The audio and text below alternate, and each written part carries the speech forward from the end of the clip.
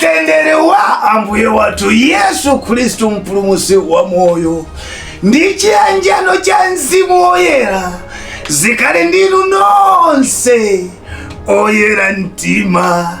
Ameni. Pastor Faison ndiye dzina langa. Okondedwa omvera, lero ndakubweresera tikutenga pamutu oti mukuchedwesa ntchito ya Mulungu.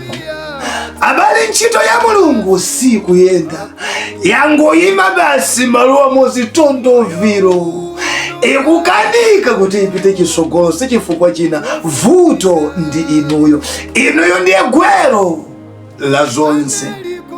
Mawu a Mulungu ali kufotokozera momveka bwino kunena kuti ena adawasankha akhale atumwi, ena adawasankha akhale aneneri, ena adawasankha akhale abusa, ena aphunzitsi, ndipo ena alaliki amawu. Kwasonyeza kuti ntchito ya Mulungu sili m'manja mwa munthu mmodzi, koma manje lero tikuziona m'machechi.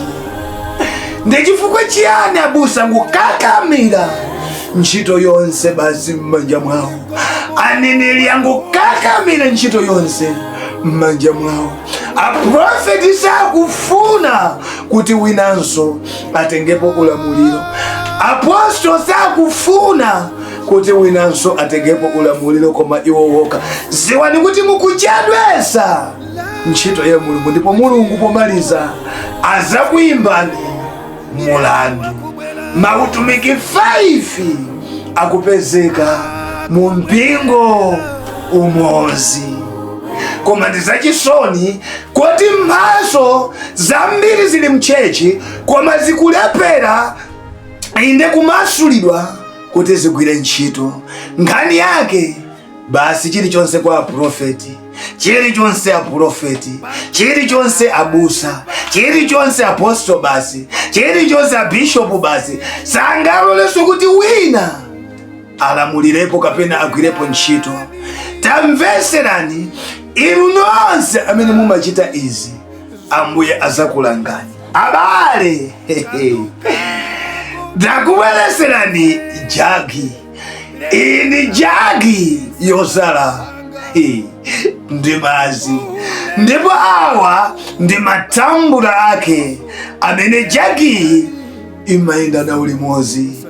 Choncho pofuna kuti ndifune ndimwe madzi, sindingatsekule jagi ndikuyamba kumwera jagi. Ayi, ndikuti ndine wamisala, munthu wangawu sukugwira ntchito, chifukwa umu ndimolandilira madzi, ndimosungiramo madzi.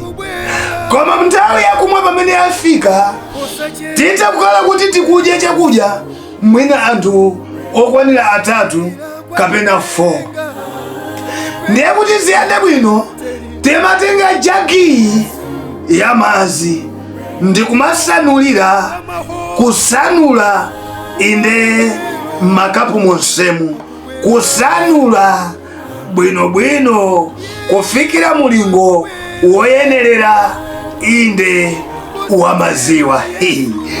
Ambuye atithandize kwambiri komanso atichitire chifundo. Ndezimapezeka kuti mu nthawi imene tikudya chakudya, kwa amene wagwidwa nayo ludzu amangotenga yake tamula kapena kuti yake kapu nkoyamba kumwa. Sapemphaso aliyense ayi, amangotenga nkoyamba kumwa. Koma ngati tonse anthu 40 kudya chakudya malo amodzi, ndiye tili ndi luzu, tifuna timwe nthawi imodzi, ndiye madzi ali mjagiyi kuti tizidikirana wina amwalira pamenepo ndi kuotcha kwa nsima. Koma ngati tachita sefu mmakapumu, ndiye kuti aliyense azingotola mbali yake, azingotola mbali yake. Ndiye kuti apa zinthu zikuchitika mwachangu, anthu akuthandizika mwachangu. Ndiye kuti kwa amene amafuna ine kufa chifukwa cha ululu wakutentha kwa nsima idamuotcha mkatimu, ndiye kuti apulumuka mwachangu chifukwa ndizo seva aliyense ali ndi kapu yake yoti atha kutenga mkumamwa. Sono izi zimene zingapangise kuti uthenga wabwino upite chisogolo, upite patali ndipo uthamange mwachangu ngati titawalola wena kuti athandizidwe mwa nthawi yawo. Koma ngati madzi ali mjagi imodzi mwa m'busa mmodzi pa mpingo ndi anthu onse azingoyang'ana kwa iye, anthu onse chilichonse, odwala, matenda, chani, mavuto osiyana-siyana, zonse aziyang'ana kwa iwo, anthu ena amwalira afa chifukwa chedwesedwa.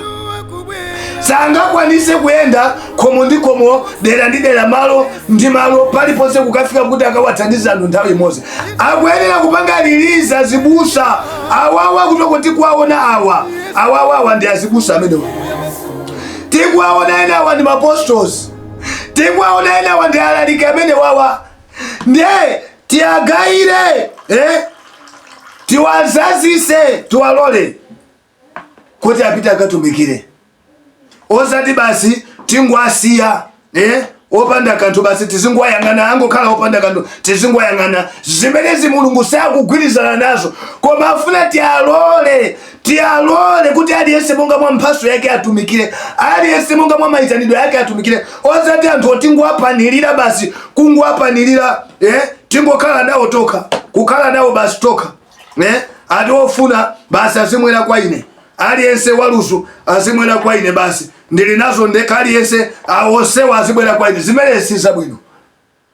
Zonse basi nzipanga ndekha, zakumi zonse basi ndiye kuti ndizitolera ndekha, apanso palibe kugawira ntchito azibusa ena mwawo. Ayi, Ambuye atithandize, ndipo Ambuye akuchitireni chifundo, akumasuleni kuti lero muzindikire kuti anthu ife pa dziko lapansi aliyense anamtuma Ambuye, aliyense anabwera ndi cholinga, ndipo akuyenera kukwanirisa cholinga chimene anabwerera pa dziko lapansi. Pastor Faison ndiye dzina langa, mukuchedwesa ntchito ya Mulungu.